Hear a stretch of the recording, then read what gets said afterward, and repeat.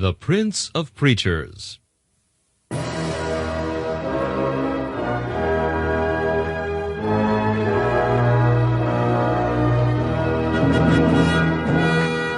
Charles Haddon Spurgeon has been called England's greatest contribution to the spread of the gospel in the 19th century.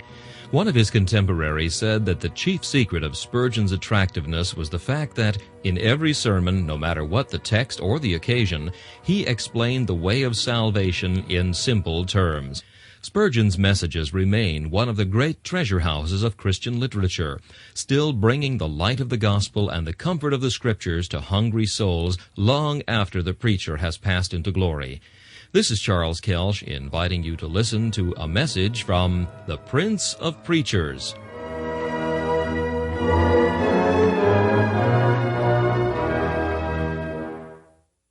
C.H. Spurgeon preached this message on October 4th, 1857, at the Music Hall of the Royal Surrey Gardens.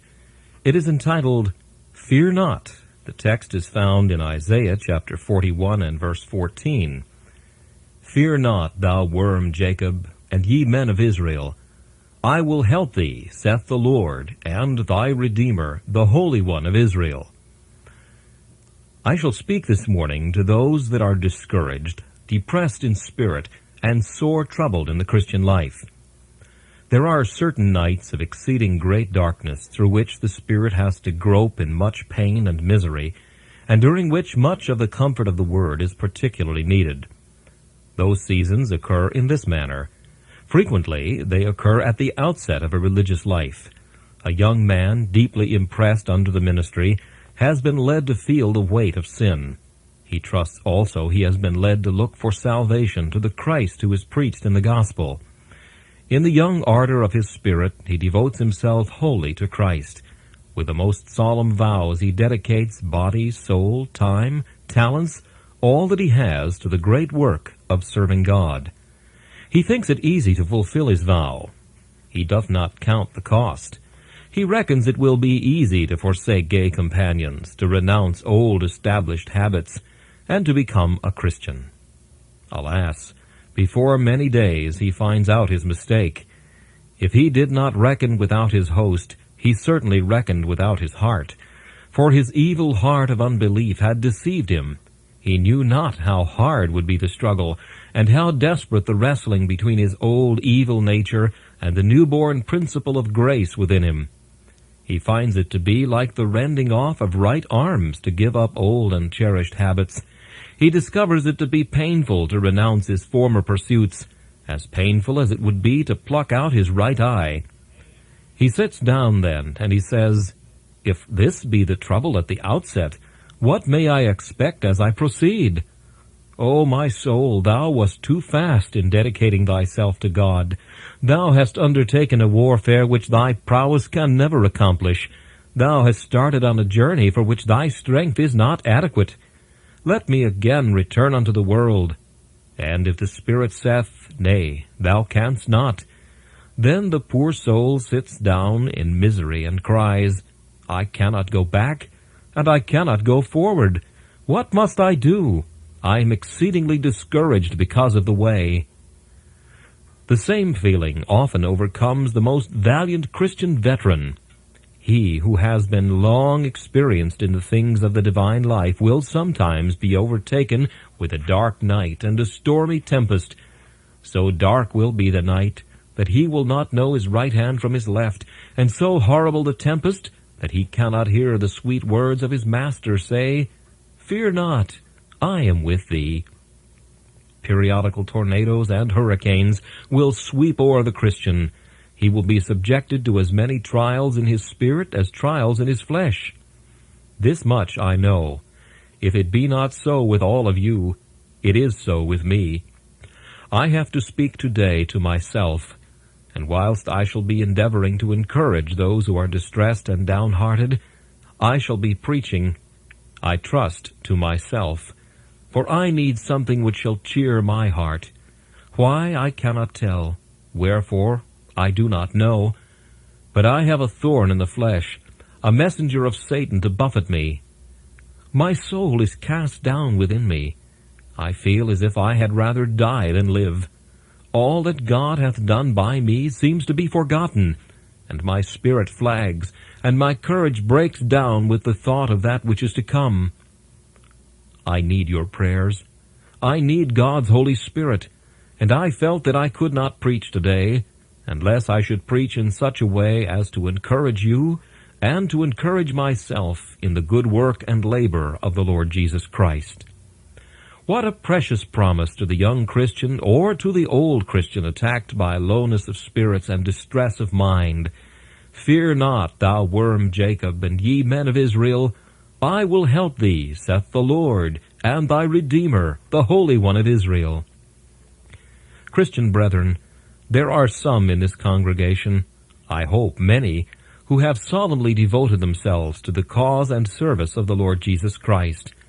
Let them hear, then, the preparation which is necessary for this service set forth in the words of our text.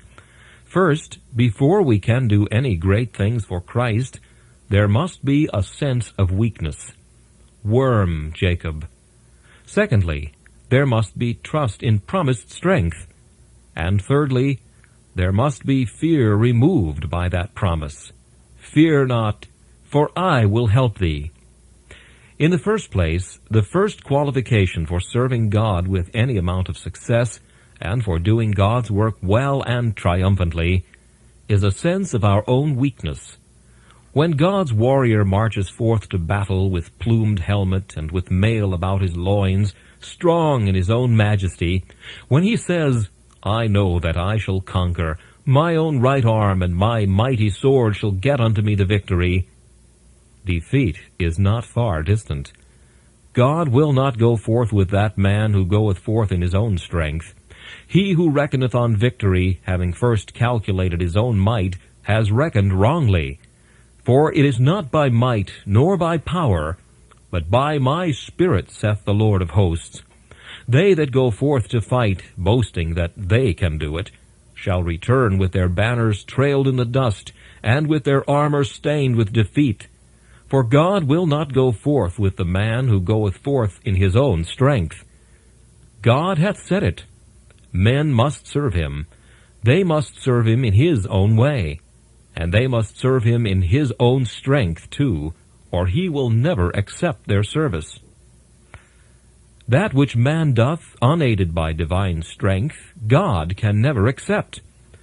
The mere fruits of the earth he casteth away. He will only have that, the seed of which was sown from heaven, sprinkled in the heart, and harvested by the Son of grace. There must be a consciousness of weakness before there can be any victory. I think I hear many saying today, well, sir, if that be a qualification for doing much, I have it to a very large extent. Well, do not marvel. Do not wonder. Depend on this. God will empty out all that thou hast before he will ever put his own into thee. He will first empty all thy granaries before he will fill them with the finest of the wheat. The river of God is full of water, but there is not one drop of it that takes its rise in earthly springs. God will have no strength used in his own battles, but the strength which he himself imparts. And I would not have you that are now distressed in the least discouraged by it. Your emptiness is but the preparation for your being filled, and your casting down is but the making ready for your lifting up. Are there others of you that would almost desire to be cast down, that they might be prepared to serve God? Let me tell you then how you can promote in yourself a sense of your own nothingness. The text addresses us as worms. Now, the mere rationalist, the man who boasts of the dignity of human nature, will never subscribe his name to such a title as this. Worm, says he, I am no worm. I am a man. A man is the most glorious thing that God has made. I am not going to be called a worm. I am a man. I can do anything. I want not your revelations. They may be fit for children, for men of childish minds that only learn by believing. I am a man. I can think out truth.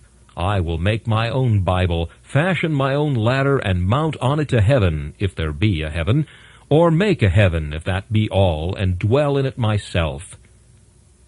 Not so, however, he who is wise and understandeth. He knows that he is a worm, and he knows it in this way. First, he knows it by contemplation. He that thinks will always think himself little. Men who have no brains are always great men, but those who think must think their pride down, if God is with them in their thinking. Lift up now your eyes. Behold the heavens, the work of God's fingers. Behold the sun guided in his daily march. Go ye forth at midnight, and behold the heavens.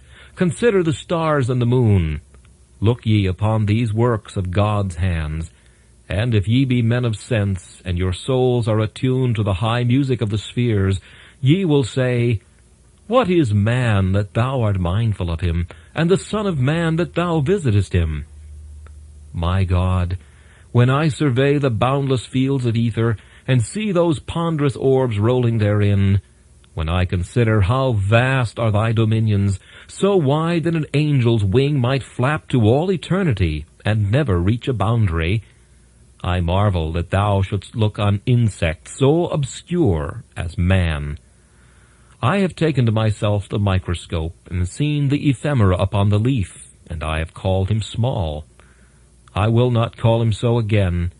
Compared with me, he is great, if I put myself into comparison with God.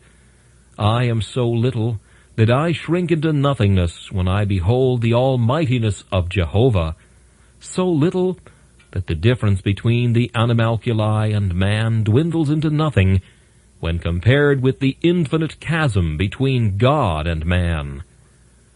Let your mind rove upon the great doctrines of the Godhead. Consider the existence of God from before the foundations of the world. Behold him who is, and was, and is to come, the Almighty. Let your soul comprehend as much as it can of the infinite, and grasp as much as possible of the eternal, and I am sure if you have minds at all, they will shrink with awe. The tall archangel bows himself before his master's throne, and we shall cast ourselves into the lowest dust when we feel what base nothings, what insignificant specks we are, when compared with our all-adorable Creator. Labor, O soul, to know thy nothingness, and learn it by contemplating God's greatness. Again, if you want to know your own nothingness, consider what you are in suffering.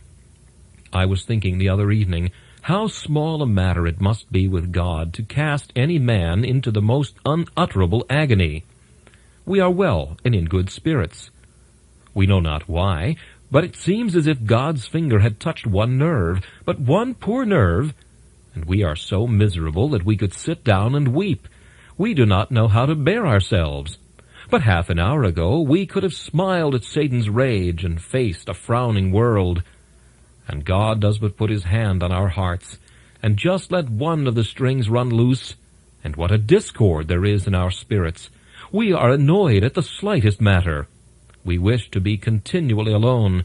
The very promises yield us no comfort. Our days are nights, and our nights are black as Gehenna. We know not how to endure ourselves. How easily, then, can God cast us into misery? O man, what a little thing thou art, if so little a thing can overthrow thee! Ye have heard men talk big words when they have been prosperous. Did ye ever hear them talk so when they were in deep distress and great anguish and sorrow? Oh no. Then they say, Am I a sea or a whale that thou settest to watch upon me? What am I that thou shouldst visit me every morning and chasten me every night? Let me alone until I swallow down my spittle. Why am I sore vexed? What am I that thou shouldst make me a butt for thine arrows and a target for thy wrath? Spare me, O God, for I am less than nothing. I am but a shadow that passeth away and declineth. O deal not hardly with thy servant for thy mercy's sake. Great sorrow will always make a man think little of himself, if God blesses it to him. Again, if you would know your own weakness, try some great labor for Christ. I can understand how some minister who preaches to his 150 on a Sabbath day and regards himself as having a large congregation should be very precise about the color of his cravat and about the respect that is paid to his dignity in his little church. I can well comprehend how he should be as big as my Lord Archbishop, because he does nothing. He has nothing at all to try him. But I cannot imagine Martin Luther standing before the Diet at Worms, being proud because he had to do such a deed as that. I cannot conceive John Calvin, in his incessant labors for Christ, leading on the Reformation, and teaching the truth of God with power, saying to himself, Lo, this great Babylon that I have builded. I can suppose the man that has nothing to do, and that is doing nothing, sitting down in devout complacency with his own adorable self. But I cannot conceive, if you nerve yourselves to great labors, but what you will have to say, Lord, what a worm am I, that thou shouldst call me to such a work as this? Turn, if you please, to the history of all men who have done great deeds for God, and you will find them saying, I marvel that God should use me thus. This day my mind was exceedingly cast down, says one of them, for God had called me to do a great labor. And I never felt so much of my own insufficiency as I did today. Says another, I have tomorrow to do such and such an eminent service for my master, and I can say that when I was in my low estate, I was often exalted above measure. But this day my God has cast me into the lowest depths at the recollection of the work for which he has engaged me. Go and do something, some of you, and I will be bound to say it will be the means of pricking that fair bubble of your pride and letting some of it blow away. If you would understand what is meant by being a worm, go and do what the 15th verse says the worm should do. Go and thrash the mountains and beat them small. Make the hills as chaff fanned by the wind. Scatter them, and then rejoice in God. And if you can do that, the more God's glories strike your eyes, the humbler you will lie. Devout contemplation, sharp suffering, hard labor, all these will teach us what little creatures we are. Oh, may God by all means and every means keep us well understanding and knowing that we are nothing more and nothing better than worms. How easy it is, my brethren, for you and I to fly up. How hard to keep down. That demon of pride was born with us, and it will not die 1 hour before us. It is so woven into the very warp and woof of our nature that till we are wrapped in our winding sheets we shall never hear the last of it. If any man telleth me that he is humble, I know him to be profoundly proud.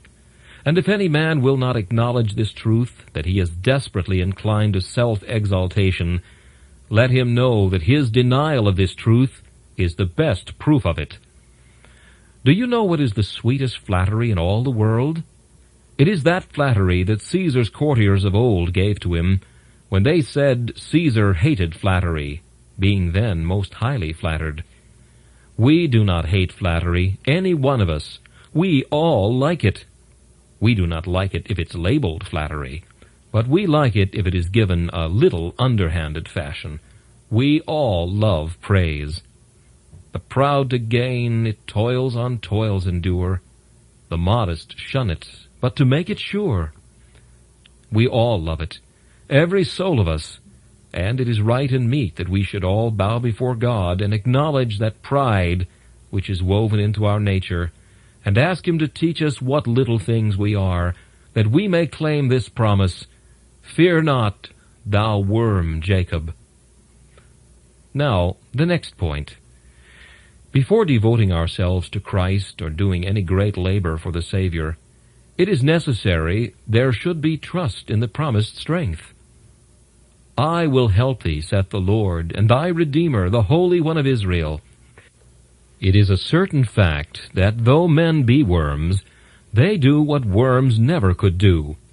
Although men be nothing, they do accomplish deeds which need even the power of the infinite to rival them.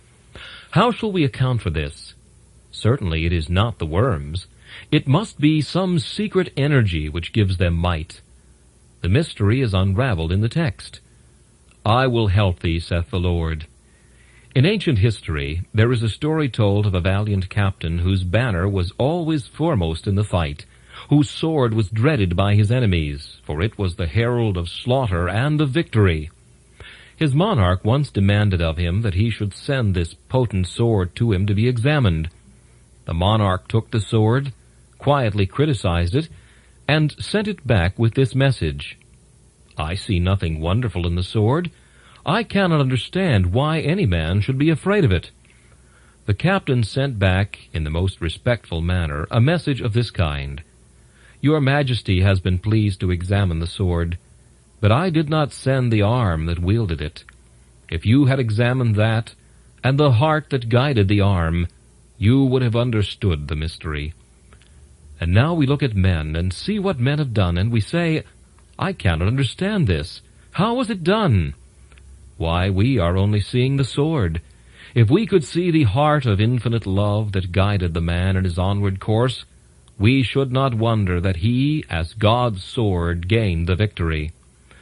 Now, the Christian may remember that, little though he be, God is with him. God will help him, and that right early. Brethren, I like a man who, when he begins to do anything, is afraid of himself and says, It is of no use. I cannot do it. Let him alone. He will do it. He is all right. The man who says, Oh, there is nothing in it, I can do it, will break down to a dead certainty. But let him begin by saying, I know what I am at, and I feel confident I cannot do it, unless I have something more given to me than I feel today. That man will come back with flying banners, the trumpets proclaiming that he has been victorious. But it must be because he puts reliance upon help promised. Now, Christian, I see you this morning ready to run away from the battle. You have been so dispirited this last week through divers adverse circumstances that you are ready to give up your religion. Now, man, here is a brother comrade that is passing through just the same. He comes here this morning, half inclined to run off to Tarshish like Jonah did of old, only he could not find a boat, or else he might have sailed away.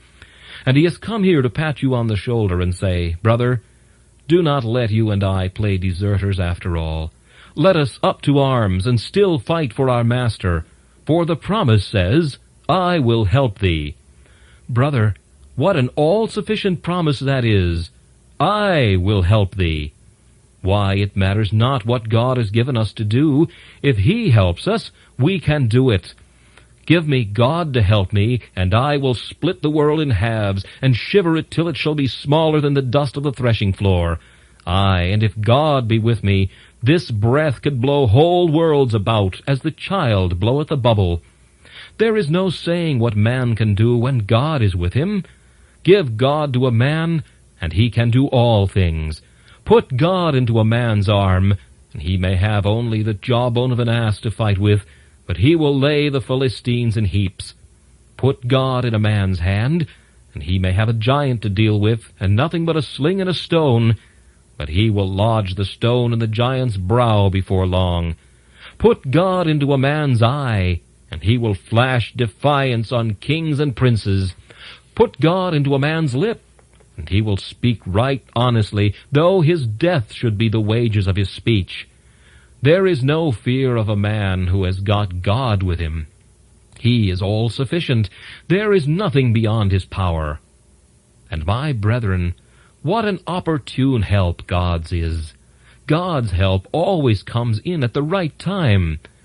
We are often making a fuss because God does not help us when we do not want to be helped.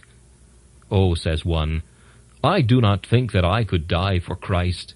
I feel I could not. I wish I felt that I had the strength enough to die. Well, you just won't feel that, because you are not going to die, and God will not give you strength to die with, to lay up until dying time comes.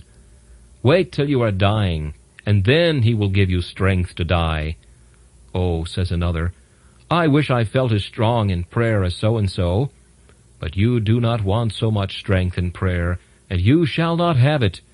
You shall have what you want, and you shall have it when you want it, but you shall not have it before.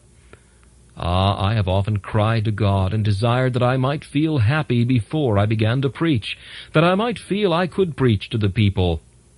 I could never get it at all. And yet sometimes God has been pleased to cheer me as I have gone along, and given me strength that has been equal to my day. So it must be with you. God will come in when you want him, not 1 minute before, nor yet 1 minute later. I will help thee. I will help thee when thou needest help.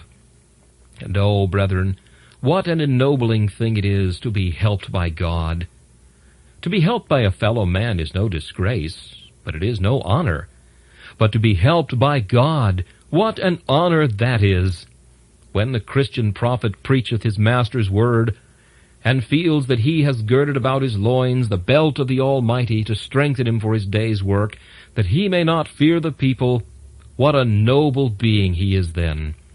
When the Christian philanthropist goes into the prison in the midst of reeking disease and death, and feels that God has put the wing of the angel over him to shield him in the day of pestilence, how it ennobles and honors him to have God with him.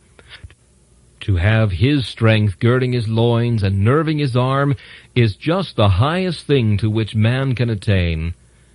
I thought but yesterday, oh, if I were a cherub, I would stand with wings outstretched, and I would bless God for opportunities for serving him.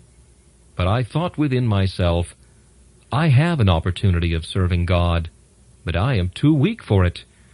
Oh, my God, I wish thou hadst not put the load upon me. And then it struck me, do the cherubim and seraphim ever say that?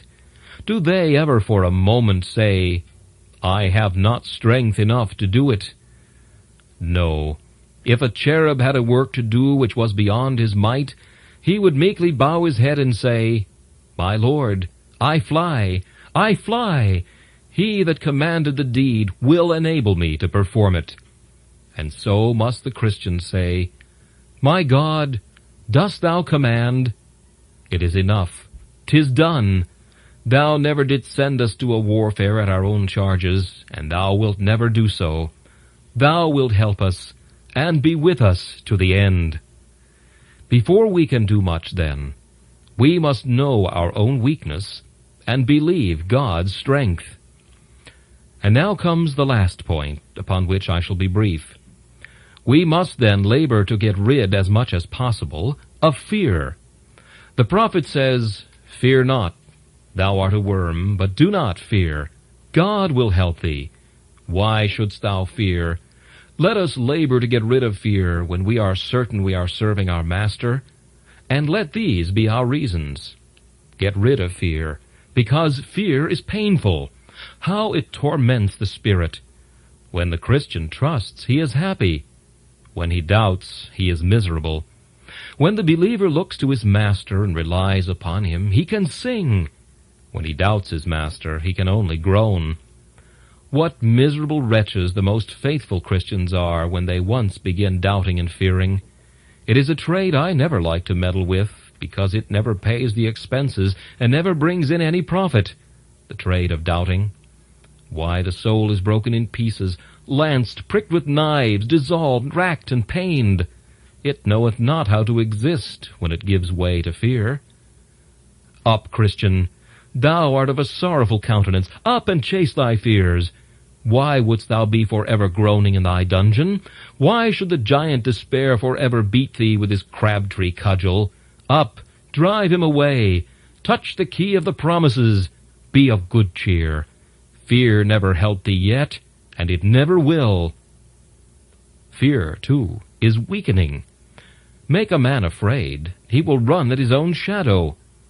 Make a man brave, he will stand before an army and overcome them. He will never do much good in the world who is afraid of men. The fear of God bringeth blessings, but the fear of men bringeth a snare, and such a snare that many feet have been tripped by it. No man shall be faithful to God if he is fearful of man. No man shall find his arm sufficient for him, and his might equal to his emergencies, unless he can confidently believe and quietly wait. We must not fear, for fear is weakening. Again, we must not fear, for fear dishonors God. Doubt the eternal? Distrust the omnipotent? O traitorous fear, thinkest thou that the arm which piled the heavens and sustains the pillars of the earth shall ever be palsied? Shall the brow which the eternal ages have rolled over without scathing it at last be furrowed by old age? What? Shall the eternal fail thee? Shall the faithful promiser break his oath? Thou dishonorest God, O unbelief! Get thee hence! God is too wise to err, too good to be unkind. Leave off doubting him, and begin to trust him, for in so doing thou wilt put a crown on his head. But in doubting him, thou dost trample his crown beneath thy feet. And lastly, doubt not the Lord, O Christian, for in so doing thou dost lower thyself. The more thou believest, the greater thou art. The more thou doubtest, the less thou becomest. It was said of the world's conqueror that when he was sick, he whined like a child. Give me some drink, said one, like a sick girl, it was said to his dishonor. And is it not to the dishonor of a Christian who lives in secret on his God and professes to trust alone in him, that he cannot trust him, that a little child will overcome his faith? O poor cockleshell boat that is upset by a raindrop! O poor puny Christian that is overcome by every straw, that stumbles at every stone! Then, Christian men, behave like men. It is childish to doubt. It is manhood's glory to trust. Plant your foot upon the immovable rock of ages. Lift your eye to heaven. Scorn the world. Never play craven. Bend your fist in the world's face, and bid defiance to it and hell, and you are a man and noble. But crouch and cringe, and dread and doubt, and you have lost your Christian dignity, and are no longer what you should be. You do not honor God. Fear not, thou worm Jacob. I will help thee, saith the Lord. Then why shouldst thou fear? I feel that my voice fails me, and with it my very powers of thought too, and therefore I can only turn to my comrades in arms in the good war of Christ, and I say to them, brethren, you and I can do nothing of ourselves. We are poor puny things. But let us attempt great things, for God is with us. Let us dare great things, for God will not leave us. Remember what he has done aforetime, and remember what he has done of old, he will do again. Remember David the shepherd boy. Think ye well of Shamgar with his ox goad. Forget ye not the jawbone of the ass, and the stone from the sling. If these worked wonders, why should not we? If little things have done great things, let us try to do great things also. You know not, ye atoms, but that your destiny is sublime. Try and make it so by faith, and the least of you may be mighty through the strength of God. Oh, for grace to trust God, and there is no telling what you can do. Worms, ye are nothing, but ye have eaten princes. Worms, ye are nothing, but ye have devoured the roots of cedars and laid them level with the earth. Worms, ye are nothing, but ye have piled rocks in the deep, deep sea, and wrecked mighty navies.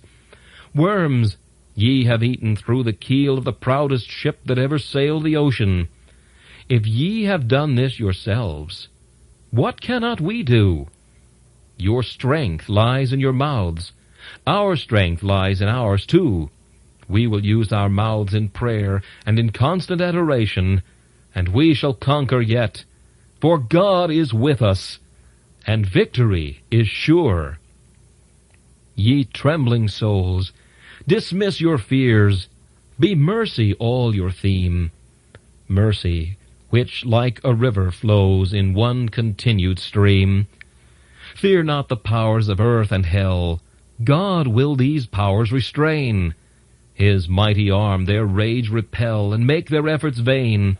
Fear not the want of outward good. He will for his provide, grant them supplies of daily food, and all they need beside. Fear not that he will e'er forsake, or leave his work undone. He's faithful to his promises, and faithful to his Son. Fear not the terrors of the grave, or death's tremendous sting. He will from endless wrath preserve, to endless glory bring. This message, Fear Not, was preached by Charles Haddon Spurgeon on October 4th, 1857. This is Charles Kelsch inviting you to join me again for another message from the Prince of Preachers.